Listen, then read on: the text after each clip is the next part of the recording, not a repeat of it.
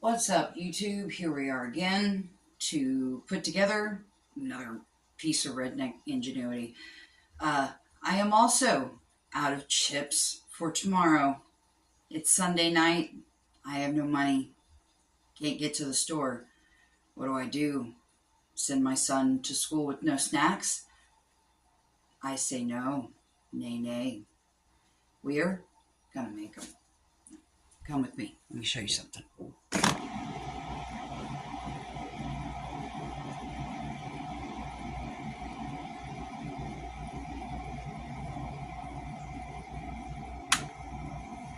There we go. I'm not going to give you a measurement. I'm just going to say add water to the mashed potatoes until you get kind of a very smooth, almost kind of watery consistency. You don't want to have it too thick because then you're not going to be able to make a dough.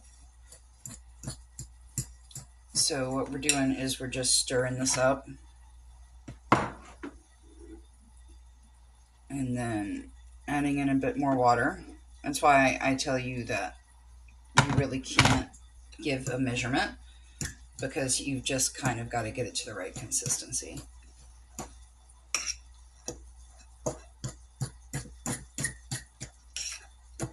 So we're mixing.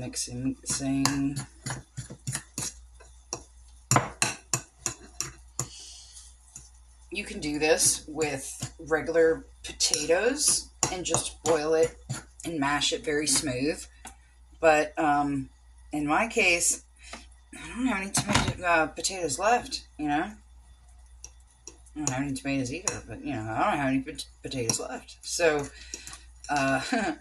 we're going to put it together with what we got. And it just so happens that using potato flakes results in a very smooth potato paste. Perfect for what we need. Okay, so you can see that right there. That's kind of right here. If I can actually get it to focus, you know, in the right place. Okay, so this is about the kind of consistency that you want. When I have some body, you don't want to have it too watery, but you want it pretty moist. So from there, we are headed over to our mixing station over here. We've got our good old trusty mixer. Gonna get ready to use her here. So we're gonna put a kneading hook on. We are going to keep the water nearby because when we're making our chip dough, we need to keep it there in case things are, you know, end up a little thicker than what we want them. You know, we can all measure as close as we can, but unless we're weighing the ingredients, it's really hard to get like very precise ingredients. So for our next ingredient, we have 1 cup of rice flour. Putting this in.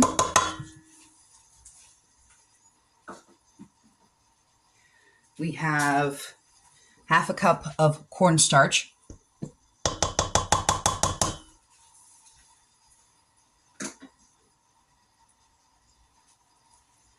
And then we have a 1/2 tablespoon of salt. And then I'm going to shut her down here, start mixing.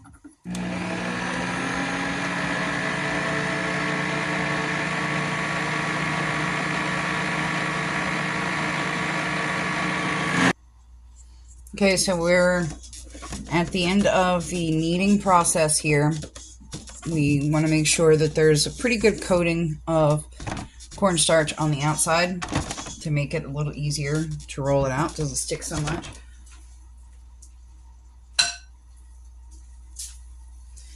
And this is what it looks like when I have a very smooth dough. That's where the cornstarch is going to come in, because it's really so smooth it likes to stick. And in order to ensure that I'm working more along the lines of the same thickness in the dough, I went ahead and cut it down to a square and added those trimmings back into the second part. Okay, what we're going to do right now is we are going to put some holes in the dough. What this is doing is trying to make sure that we are not puffing the dough too much. We want to keep it flat, crispy. And we don't want a whole lot of lumps in it.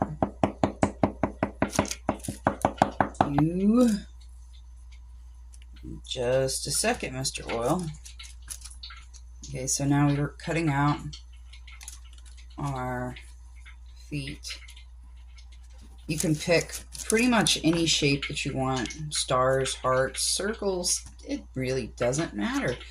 As long as it makes you happy, go ahead and do it.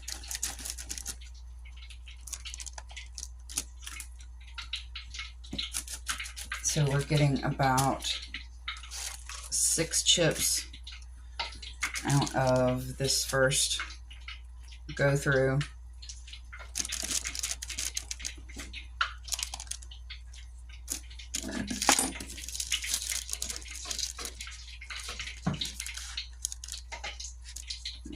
Pull off the excess here very carefully.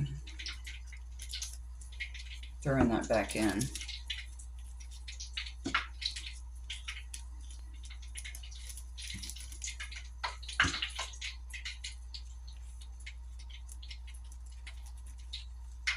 Just kind of try to move carefully because you don't want to mar the shapes too much.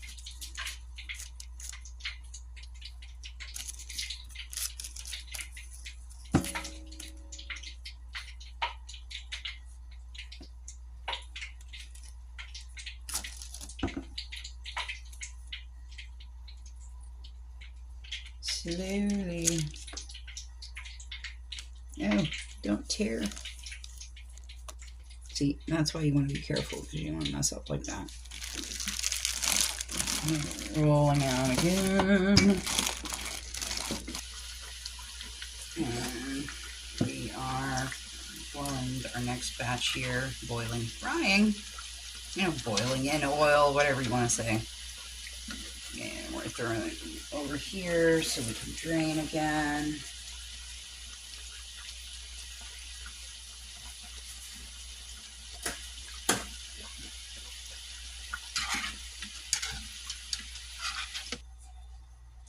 Now that these have sat, we're going to add them back into the oil. These are some curly cues that I made when I was too tired of making the footprints. I'm going to add these back in. Now this time, everything is going to stay in for about 2 minutes, or until it starts to become golden brown.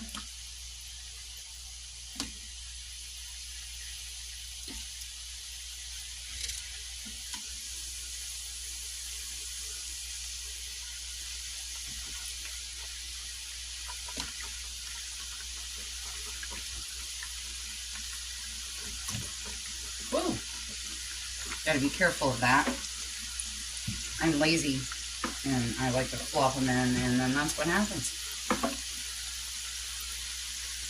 We're just throwing these on in here, willy-nilly as you please. And here's our last layer.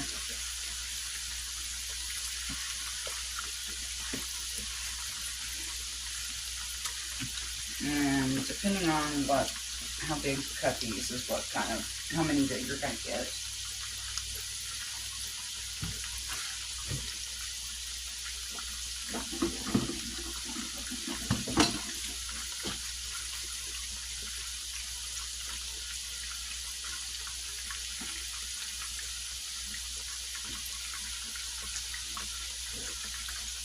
I'm just going to kind of monitor it.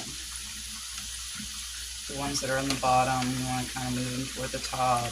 The ones that are on top, kind of move them toward the bottom. If you have one that's kind of stuck on the top, make sure that you flip it, so on and so forth.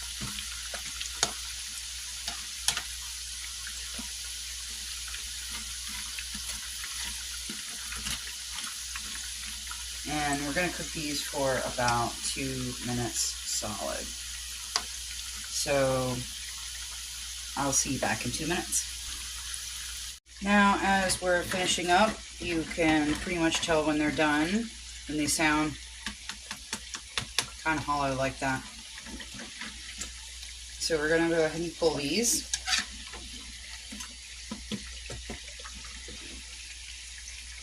We're going to let them drain into a paper towel lined bowl.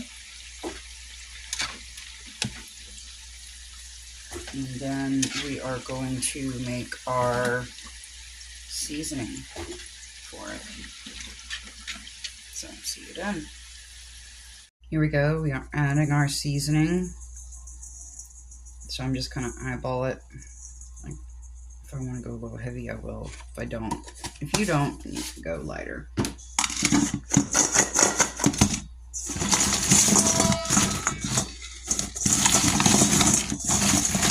Tossing on.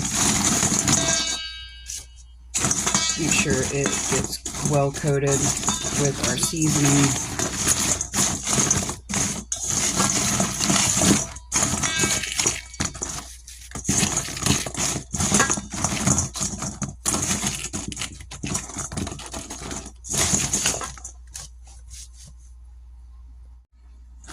So here we go, guys. Final product. Let's see if it's any crunchy at all.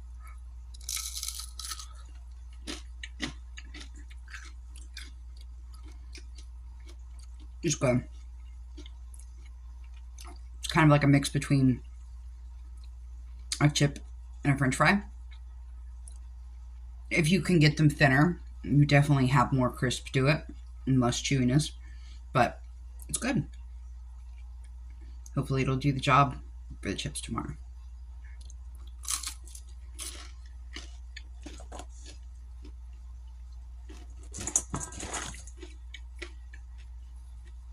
Here's a nice thin one.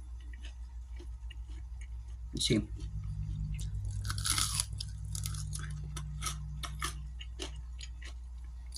Definitely kind of like a kettle chip kind of consistency. Tough, but absolutely delicious. So if you enjoyed this video, go ahead and like and subscribe, I guess. I gotta stop eating these, or he's not gonna have any for lunch tomorrow.